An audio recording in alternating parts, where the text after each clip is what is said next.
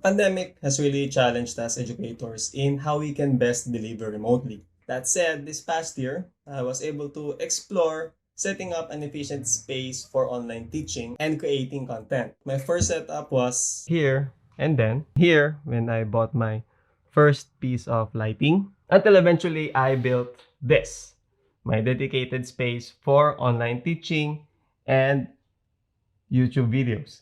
It was fun and I spent a lot of money, but I learned a lot. So in this video, I thought I'd share with you tips in setting up your own space that is not only affordable, but also space saving. So let's get to it.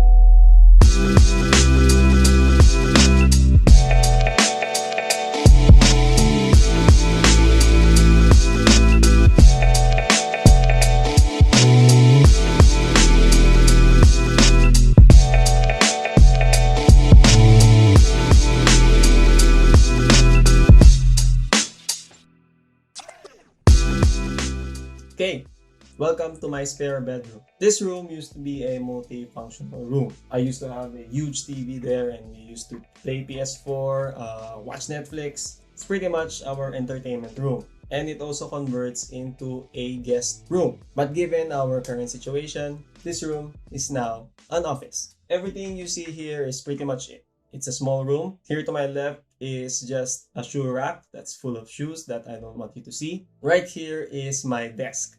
It's a tiny desk. Now in this video, I'm assuming that you already have a desk that you can work with. But if you're in the lookout for one, I recommend a desk that is 90 centimeters wide by 45 centimeters deep. Its size is good enough to fit in a small room like this one. It also has an adequate size that can cater to your desktop or to your laptop and with some other stuff such as books or whatever else you need on your desk. Also, I recommend that you get a desk that is sturdy, as most of the gear, in fact, all of the gear that I will be recommending here will be mounted on your table. So make sure you have a table that is sturdy, otherwise you'll be, see that shaking there? You need a sturdy table.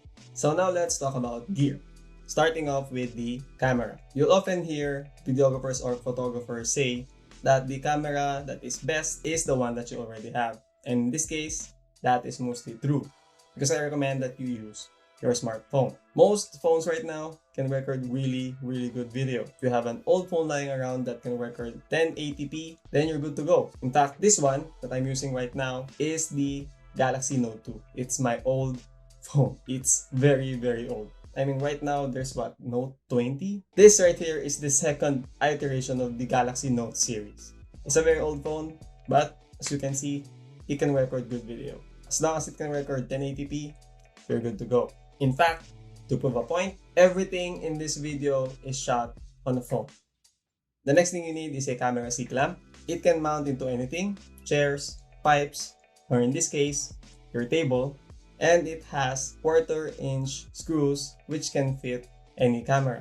Next would be a softbox. The one that I recommend is a 40 centimeter by 40 centimeter one. If you can find one, you can get a 50 by 70 centimeter one. I just find that the 40 by 40 centimeter one is good for a small desk such as this one. Next, you'll need a table mounted light stand. And typically when you buy this, you can buy it bundled along with a mini ball head and a phone holder. Get all of those items. Of course, you will need an LED bulb for the E27 socket of the softbox. In this case, I recommend a 50-watt bulb, which is fairly bright, and you can just adjust your exposure settings if it is too bright.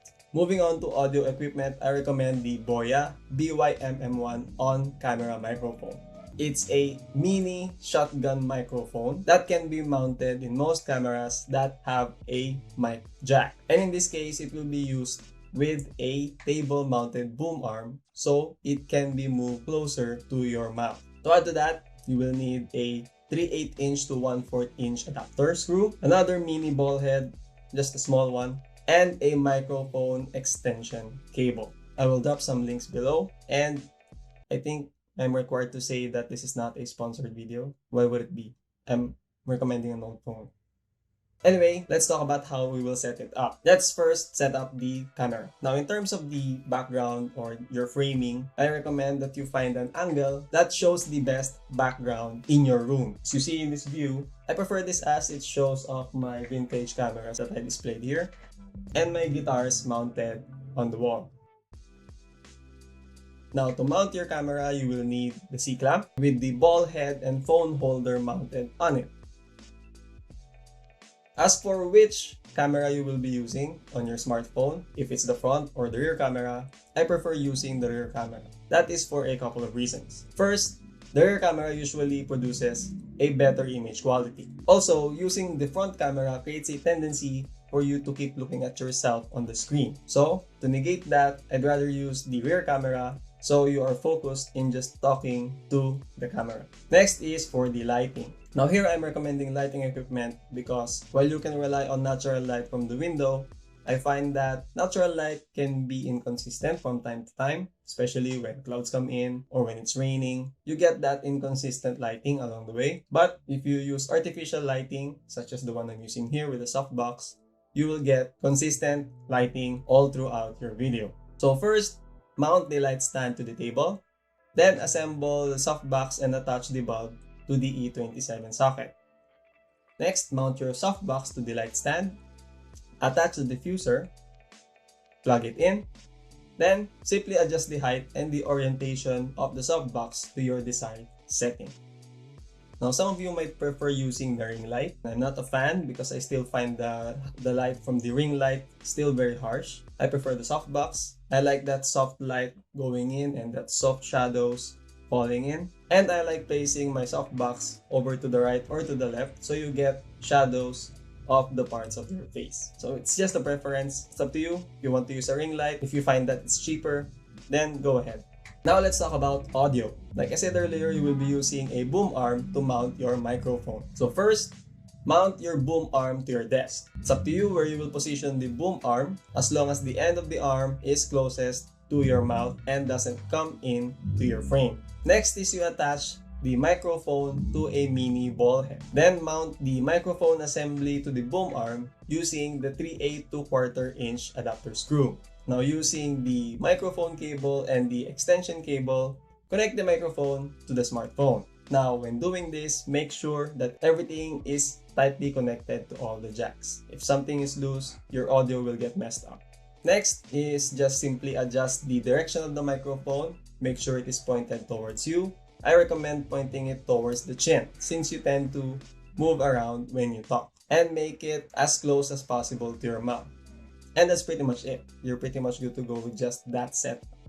But I do want to recommend one more thing, and that is an overhead camera rig. If you have an extra phone lying around that can also record 1080p, then I recommend using that as an overhead rig. Now, why would you need one? It all depends on the content that you want to bring out. You might need an overhead rig if your content involves something to do with tabletop activities such as artworks or drawings, or maybe you want to do product reviews or unboxing, or you want to do DIY tutorials that you want to show using an overhead rig. That would be pretty useful. Now, to assemble the overhead rig, it's simple. Just get another set of a mic boom arm, mount that to the table, get another ball head and 3/8 to 1/4 inch adapter, then get another phone holder, mount that phone holder, and you will get an overhead rig as you see here.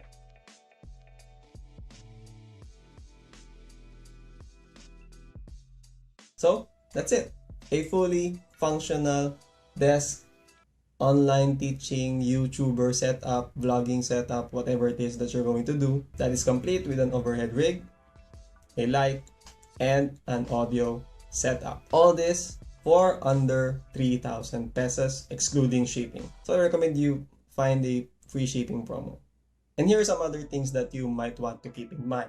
When recording videos using a shotgun mic, to get the best audio, make sure that you minimize all the other sources of noise such as electric fans or the AC. If you live in a tropical country like me, that might get uncomfortable, but then you won't be recording for hours anyway. Another thing to keep in mind is when you're using an overhead rig, you have two cameras, so you need to sync them. The best way to get a syncing point is to simply do a clap that is seen in both videos and can be heard in both videos, like this one.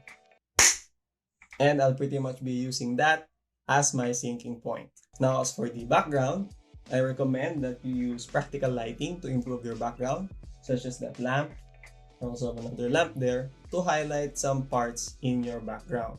All of the gear that I mentioned here will be posted in the links below. Again, this is not a sponsored video. I wish it was. I hope that I've inspired you to make a setup like this, to improve your image quality with your lighting. And if you've learned just even one thing from this video, you might want to give this video a like. And if you want more content like this, please subscribe and hit that notifications bell. Again, please stay safe. If you can stay at home for now. So that's it for this video. Stay safe, and I will see you in the next one.